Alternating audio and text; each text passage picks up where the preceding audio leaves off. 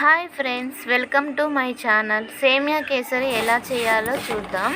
ఒక కప్పు సేమియా తీసుకొని 2 స్పూన్స్ నెయ్యి వేసి బాగా గోల్డ్ కలర్ వచ్చేంత వరకు వేయించి పక్కన పెట్టుకోవాలి.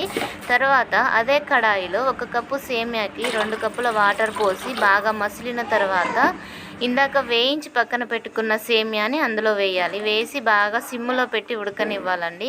సిమ్లో పెట్టి బాగా దగ్గరగా ఉడకనివ్వాలి.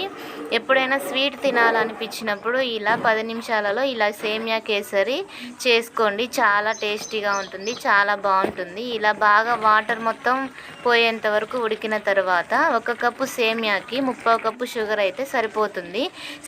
స్వీట్ ఎక్కువగా తినే వాళ్ళైతే 1 కప్పు సేమియాకి 1 కప్పు షుగర్ వేసుకొని బాగా కలుపుకోవాలి. ఇది బాగా దగ్గర అవుతుంది.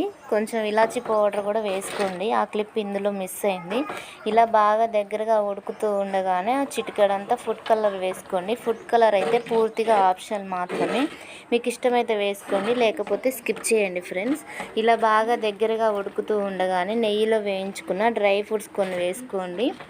ఇలా బాగా దగ్గరగా ఉడికినాక స్టవ్ ఆఫ్ చేయండి. అంతే, ఎంతో ఎమ్మీగా ఉండే సేమియా కేసరి రెడీ. ఈ వీడియో నచ్చినట్టయితే లైక్ చేయండి, షేర్ చేయండి, సబ్స్క్రైబ్ చేసుకోవడం మాత్రం మర్చిపోకండి ఫ్రెండ్స్. Please bye.